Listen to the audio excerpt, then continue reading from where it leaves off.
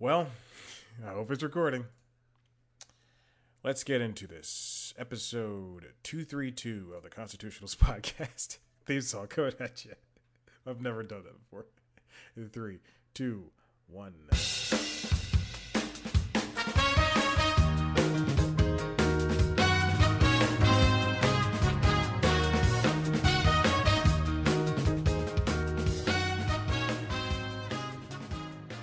And welcome back to the Constitutionals Podcast. I'm your host, Chad White. If you didn't know, this is the premier podcast for the website, cpluscomedy.com.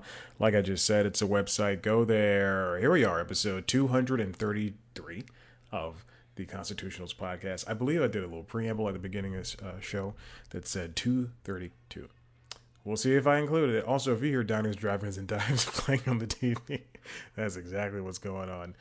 233, here we are talking about this week's news that happened in the trades or in the entertainment business industry, or even sometimes the business industry if it has just a little bit of effect on the entertainment business industry.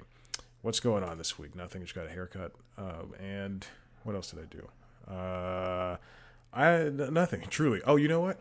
There's a sale. If you have Target Circle, I urge you to check it out. Great sales. 40% off of video games is what they had. I bought Pokemon Brilliant Diamond and Mario Superstars. So it's the highlight of my day today. And we'll see where it goes from there. Although it is 3:30, so probably nothing's going to happen. Hey, let's get into this first story. This comes from Variety, written by Jennifer Moss, M-A-S. HBO Max and Discovery Plus will be combined into one platform. What everybody in the world probably would have pointed to at just even hearing that one company is going to buy another or merge with a number, merge with a number. This is exactly what anybody could have said was going to happen. Obviously, HBO Max and Discovery Plus are going to become one platform. I believe Discovery Plus was growing at a pretty decent rate, pretty decent clip.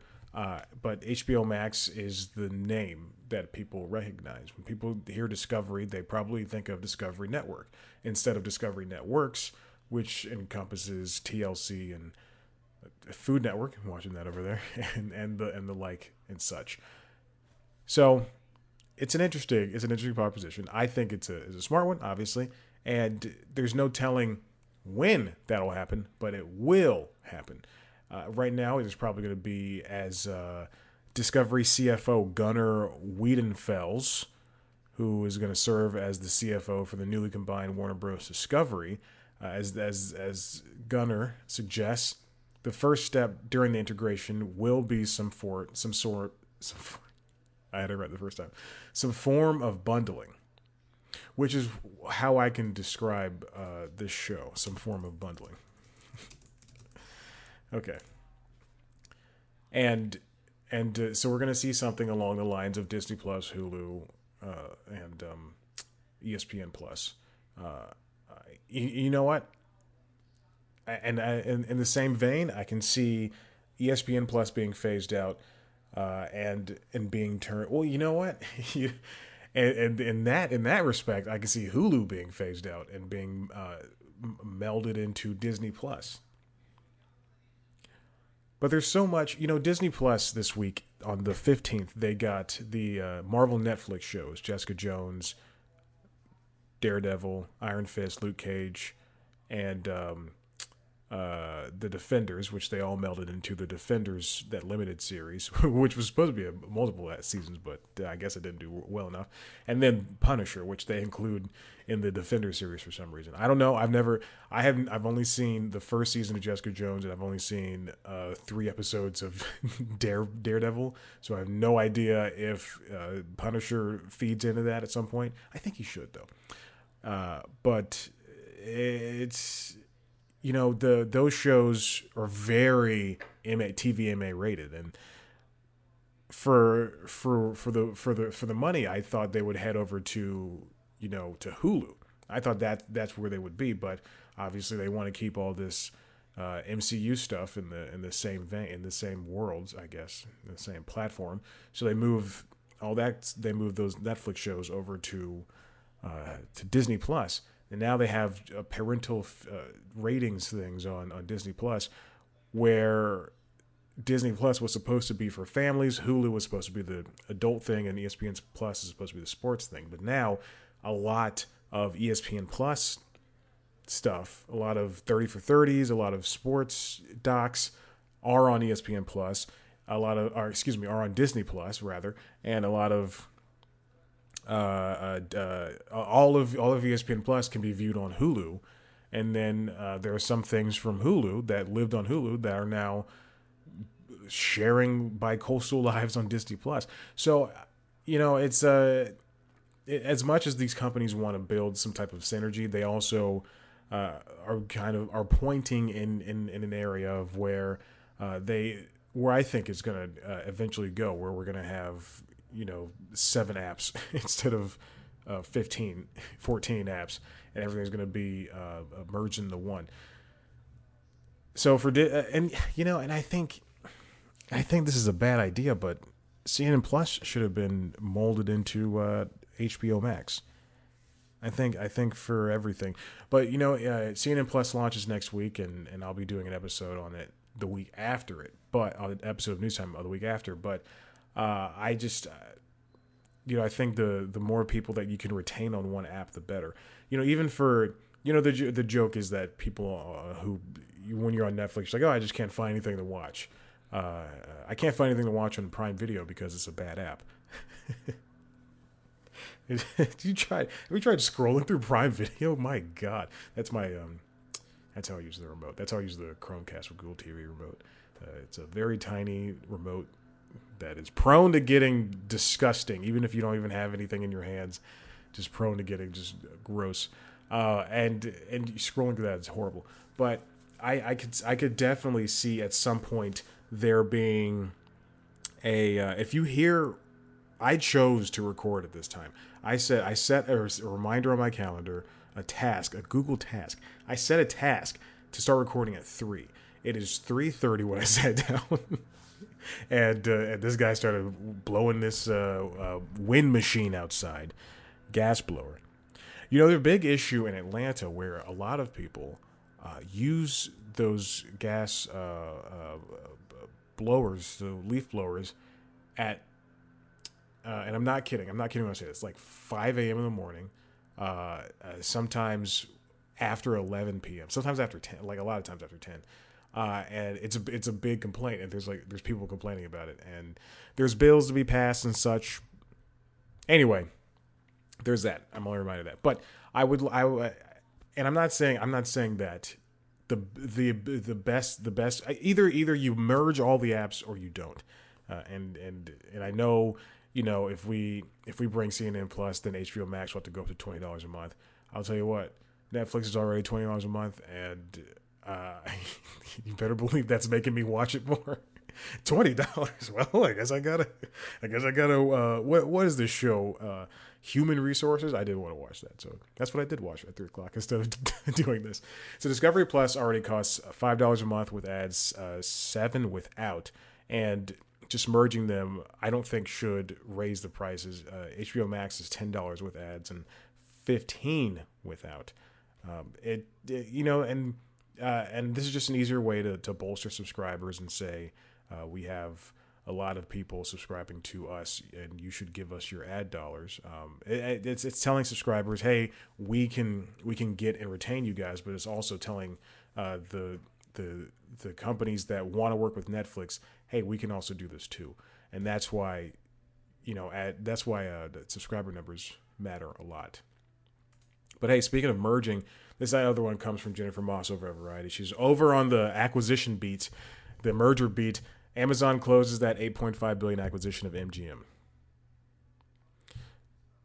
It's very true. Last May, Amazon said, we're going to buy MGM. And then people said, MGM's still around? They're like, yeah, we make James Bond movies. Oh, okay. Is that James Bond movie coming out? Is COVID still around? Lo and behold, it still came out. I think that was the first movie I saw in theaters. No, it wasn't. I don't know. It wasn't. It wasn't. I've seen other ones before that. I mean, in general, I've never seen a movie in theaters.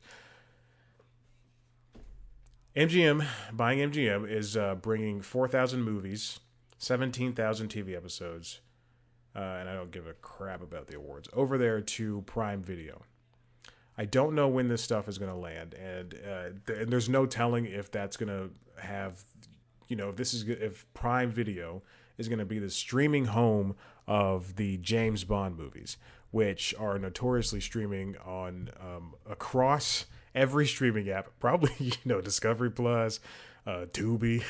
It's definitely on Pluto. There's a James Bond channel, which is one of the 3 channels I watch on there. Although my favorites, I do have like a stack of favorites. I just tend not to watch anything else. The FTC, the Federal Trade Commission, did not file a legal challenge before the deadline. And they have not, and so far they have not said anything. However, Jennifer writes, an individual with knowledge of the matter told Variety the FTC does not formally approve transactions. So I challenge them, or we know that's how it happens. That's what it means. MGM is one of the oldest studios. They got James Bond, Pink Panther, Rocky, and they got a good amount over there, good amount over there, and so far within the past couple of years, out of all of the biggest mergers, this is not. It ranks as one of the biggest for television and film, but it's still, for entertainment, but it still is below several others, including Discovery and Scripps Networks, which I used to work for, Scripps Networks. It is did not enjoy it. CBS and Viacom, they're remerging. Warner Media and Discovery. Microsoft and Blizzard, Disney and Fox, and the top one is AT&T and Time Warner, which was a waste of money on AT&T's part. I wonder if this means that Amazon is going to reopen old franchises. They got franchises over there like Silence of the Lamb. I wonder if we're going to see more Poltergeist movies. The latest Poltergeist movie I really enjoyed. The Magnificent Seven, that was them. I think both versions. As well as shows like Fargo, The Handmaid's Tale, and Vikings. Too bad they did not get that Netflix Vikings show. But. Hey, let's move on. Continuing with film, continuing with variety. Pete Saperstein writes, only 7% of movies in the 2021 featured more women than men, study finds. And then here we have 3 white women on the under the headline here for that picture. Male characters in films continued to heavily outnumber female characters in 2021, according to the latest It's a Man world study from Dr. Martha Lausen, executive director of the Center for the Women of Television, for the study of women in television and film at San Diego State University. Oh, well, in San Diego, that's why there's 3 white women on the front. A hefty 85%, a lot of red hats down there. A hefty 85% of films featured more male than female characters, the study found. Male characters outnumbered females by almost 2-1, and just 31% of films featured sole female protagonists. Like Queen Pins. Queen Pins is a female protagonist movie. I think about Queen Pins a lot. I was thinking about it yesterday. I was also thinking about Paul Walter Hauser. I'm sorry that I'm going off. I was like, I kept thinking, wow, he's a good actor. And I was trying to think, what movie was he in with, and then it just all led back to Queen Pins. I like Queen Pins. Queen Pins is a good movie. Very fun, very funny. Major female characters in 2021 dropped slightly from 2020, 38% from 38% in 2020 to 35% of major characters last year. All right, let's get down to the brass tacks of the people of color, females, women of color. Black females comprise 16.4% of major female characters, up from 13.2% in 2020. I have a theory on that, and I don't want to say it out loud because I don't want to get murdered. In 2021, 60.6% of female characters in speaking roles were white, which is down from 71.0 in 2020. 19.3% were black, up from 16.9. 9.5% were Latina, up from 5.8, and 8.4% were Asian or Asian American, up from 6. 0.3 were Native American, 0.5 were MENA, and 1.4 were of multiple races or ethnicities. And another interesting point that they point out here is that the percentage of major Latina characters doubled, but it seems that the major roles only came in the form of movies like Encanto and In the Heights and West Side Story and Spirit Untamed and Cry Macho. Spirit Untamed, I don't think I ever. That's the remake based on the TV show, based on the animated TV show, based on the live action movies. It's good to see these numbers grow. I think every time there's a study like this, I always point out that they should be growing, but they need to be growing exponentially. I also don't, and I'll just go ahead and say this, I also don't want there to be a white guilt in casting, because they hear something in the news and they go, I feel bad for this race of people, and maybe we should just start casting them. And then when black people are hired to make movies, they're only allowed to make the Black Panther. And when Colombian people are only allowed to make movies, they're only allowed to make Encanto. And oddly enough, it's one of the few things my barber and I agree on. We don't want to see. We're tired of seeing movies about slaves. Essentially, we want to see like he mentioned a show like Power. I've never seen it, but I get the gist of it by watching the trailers of it. We're tired of that, and we want to have movies like The Eyes of Tammy Faye, or and also for other races as well, for Asians and for the Spanish-speaking races, and for Native American people as well. Everything I've seen that has involved Native American people has been like Yellowstone. It's about it features On the Reservation, the other one from Taika Waititi on FX. That one's about reservation. I just want to. I've noticed an uptick of movies set in the past, and like The Power of the Dog is movies that are set in the past, and they give excuses to having to cast only all white people, all white cast members. Power of the Dog, the show Hacks, that's set in the present, but still, you're telling me in all of Hollywood, they don't, or Vegas, wherever the heck they live, they don't. There's not more than one person of color. Yeah, stop using person of color. I don't even like that one that much. Any Hoosers. So yeah, let's open up casting. Let's keep doing it. Come on, baby, let's go. Because speaking of which, this comes from Variety, written by Elsa Keslasi. Diversity on screen drives international audiences, Stars survey says. The reason why there's so many stories from Variety is because I trust Variety. I like them a lot. I like their writers. I like the Hollywood Reporter as well. I think the rap has gone downhill. They're asking me to pay for every single time I read an article. I think it's a waste of my time, and I'm not doing that. I have already paid so much for so many of these periodicals.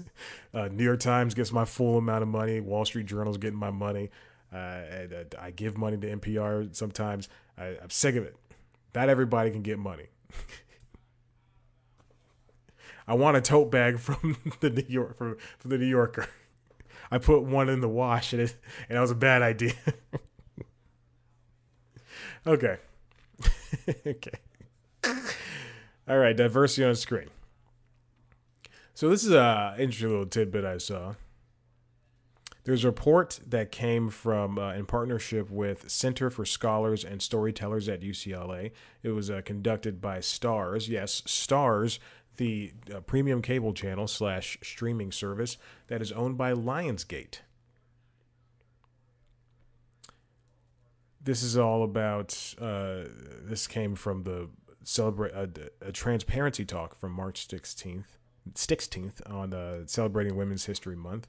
I took a lot of Women's History Month classes on Peloton, and I'm not saying that that makes me an ally. That makes me help the conversation, but it was very nice to do and nice to have the option to take a class hosted by, or classes rather, hosted by women and listening to great female artists. It was very great. The enlightening report revealed that more than 75% of international audiences want to see multicultural content, especially respondents from Mexico, India, and Cambodia. And let me tell you, each one of them is above 84%. Wanting to see different races and different types of storytelling. Another interesting finding is the large proportion, 64.8% of respondents who said that, quote, seeing people from different groups and backgrounds than their own in TV and media makes them feel more empathy towards others. And that would make sense if I was watching, let's go with Encanto, because that's the only thing I can think of. If I see a movie that takes place in Colombia, it's a real place. It's not space like Wall-E or something. It's a real thing, and I watch that, and I have children, or I have younger siblings, or I have younger cousins, who I was gonna say younger friends, and I just like, why would I be friends with a 10-year-old? But Dennis the Menace. But if they were able to see that and go, well, there's more to life than just white and black. There's more to life than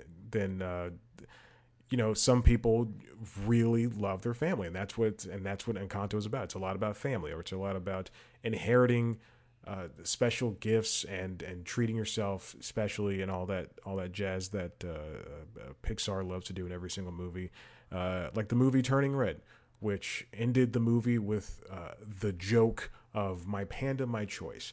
And I stood up and I said, "I'm done with this movie." And I finished out. It was literally like the last minute, and I turned it off. And I said, "I hate this movie. It was a bad movie." But it was nice to see, Asian people in leading roles. Even though all the jokes were poor, it's like a DreamWorks movie made by Pixar. And I don't understand why people are only, never mind. I'm gonna stop talking. But diversity on screen is definitely something that we need to push for. And again, I think that goes back to not only, yes, it's wonderful to see stories about someone's culture and everything, but for all intents and purposes, and I know I just made fun of Turning Red, but a lot, like, let's say half of that movie was about the Chinese culture and this red panda and learning about family and all that stuff. But then the other half was just this young girl with a diverse friend group, a fat one, an Indian one, a fat one with an ADD problem, Indian one, and a possible lesbian. They're all hanging out and taking advantage of this girl's gift of being a red panda and being able to turn into a red panda. Surprise, surprise! That's the movie. Go watch it. It's on streaming. It's been a week. If you wanted to see it, you would have seen it. And so that's why, I appreciate diversity on screen. I one time I heard, and I keep thinking about this, during one of the Hollywood Reporter's talks during awards season, and Gerard Carmichael was on one of them, and he said that he doesn't believe, and I'm quoting this and paraphrasing it. He said he doesn't believe it when somebody on screen has a multicultural group of friends. And I just thought, well, I mean, that makes sense for some people, but not for the majority of people. For a lot of people, they have a diverse friend groups, and we have to start instead of saying, oh, blacks can only make one type of show and they can only star in one type of show, and whites can make anything essentially, and Asians can only make one type of show and they can only date Asians and hang out with Asians, and Indian people can only make one type of show. Like we have to start treating every culture like it's the exact same and start fighting against our true enemies, which are the aliens and the Russians.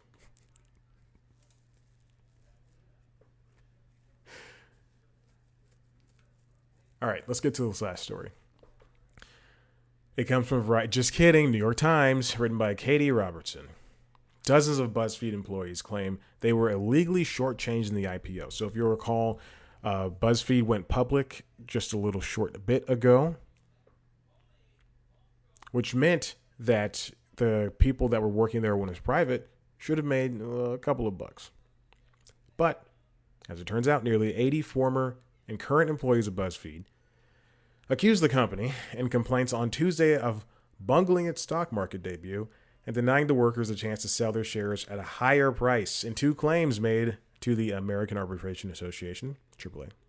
Not that one, which resolves disputes out of court. I really like that. It was a really funny one. The employees said the company had failed to properly instruct them on how to trade their shares immediately after the initial public offering in December. I wonder if that means that, and this is just me having some conjecture, some light conjecture. I wonder if that means that they did that on purpose, and from the outside. This is me from the outside. I wonder if that means they did that on purpose in order to make it look like they had more shares, I guess, and make it seem to other investors and to their regular investors that they are doing well. Because I don't think that the BuzzFeed stock is in fact doing well. Let's see. BuzzFeed stock trading at not even $5 today. And let me check their year to date. Oh boy. Well, it's not down that much. Highest was 508. Lowest is 470. Now they're at 489. They're asking for compensatory damages estimated at more than $8.7 million, according to claims. BuzzFeed started trading on December 6th of last year, and it dropped 60%. Did not do well. There are 77 employees who have more than 900,000 shares of BuzzFeed stock when it went public. So, this is a guy who only watches CNBC and then does some light reading of stocks online and trades, and who lost a lot of money. I was going to curse, but this is a clean show. Who lost a lot of money within the last year or so. My understanding is, let's say BuzzFeed goes public. I've got 150 shares, and right when that IPO hits, or let's say I worked at Rivian, and Rivian went public last year as well, and I had 150 shares, and they were rumored to be trading at right before the IPO goes $38 or so, and then right before the IPO starts, that number jumps up to 56, and I want to take 100 of those shares and I want to just dump them off so I can make a little bit of change before that, or right when it happens, or right when the IPO drops and it starts trading at 56, and I want to dump off 100 of those shares. I believe that what it seems like is BuzzFeed said, y'all want to trade shares? And they like, all right, well, we'll tell you how. And they never told them. The two claims were filed separately before the American Arbitration Association because a clause in the employees' contracts requires certain disputes to go to arbitration instead of court. BuzzFeed filed for that SPAC. They were valued at this is June last year at $1.5 billion. The company's worth a third of that now. Holy crap! Oh, the camera shut off. Let's turn it back on, baby. Come on, let's go, camera. Sometimes in meetings that camera shuts off when I get to exactly 34 minutes, and right now I did it at 29:55, and you won't believe people's reaction. So now I usually just stop the virtual camera and then I restart it because I have to because again, I'm on a Mac right now instead of having a PC because the PC died. Anyway, BuzzFeed was going to by the time of the merger in December, 94% of over 250 million raised by the SPAC was withdrawn by investors leaving the company with only 16 million. The complaints argued that because of this, BuzzFeed execs had a fiduciary duty to reevaluate the plans to go public. But the IPO went ahead, and BuzzFeed began trading on Nasdaq on December 6th under the ticker symbol BZFD. The employees, the claim said, were looking forward to finally cashing in those shares, but quickly realized that they were unable to do so because they had not been told extra steps were needed to convert their Class B shares before they could sell them. Hey, I was kind of right. Yeah, see, they were just like, BuzzFeed's like, nah, we're helping. It's not associated with what's commonly known as a lockup agreement, which makes you keep your shares for a certain amount of time. Like if you buy into an IPO, instead of selling off your shares immediately so that you could have that money, if Rivian was supposed to trade at 38 and then I bought in the IPO at 38 and then people were so high on it that it started trading at 56, I couldn't sell those shares day one. I have to wait 6 months, which is something I did not do. I did not buy Rivian. I'm not saying I bought the shares and I sold them immediately. That's illegal. No.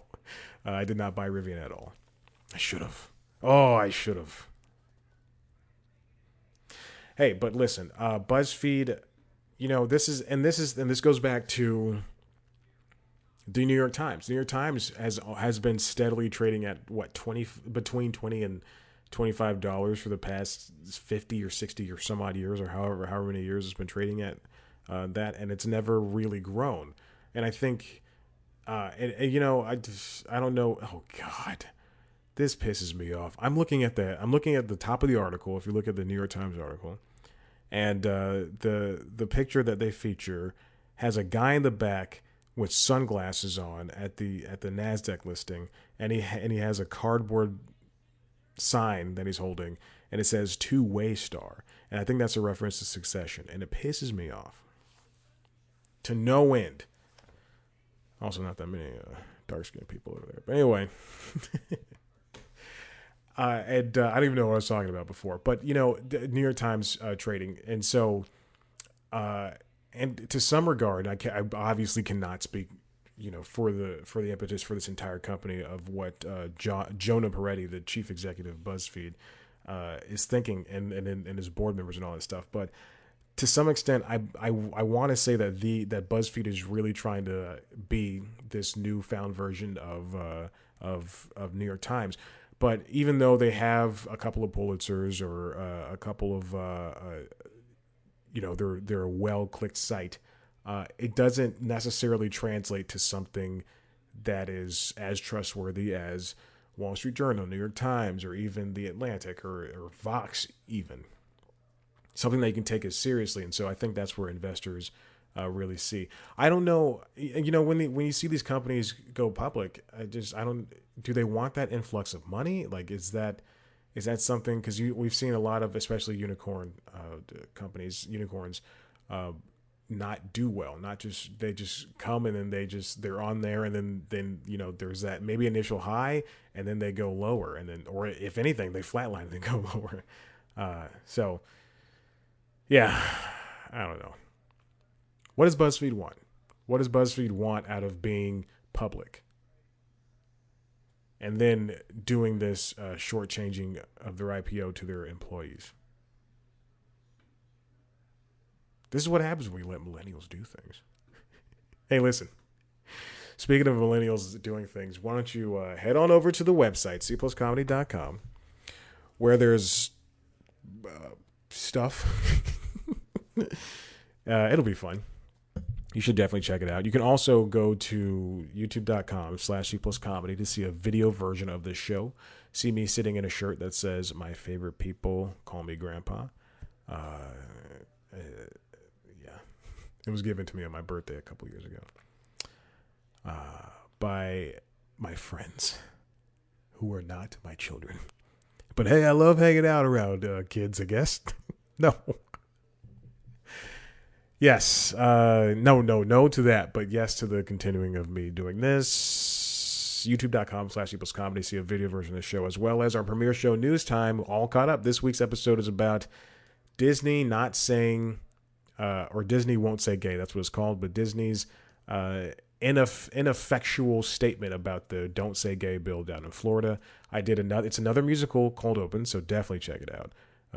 We don't talk about Bruno is now we don't talk about Disney, or we should talk about Disney, and Let It Go is in there, and How Far I'll Go. It's a medley. Check it out. YouTube.com/C plus comedy. You can follow us on Twitter and Instagram at C plus comedy. Follow me on Twitter and Instagram at Chad Black White. Like us on Facebook. Rate, review, subscribe to this show wherever you get your podcast. Tell your friends, please. I'm tired of talking to myself and the dozen people out here. Thank you for listening. I appreciate you. I love you. Goodbye. Oh, no. This is the second week in a row. I forgot to start up the fourth, whatever.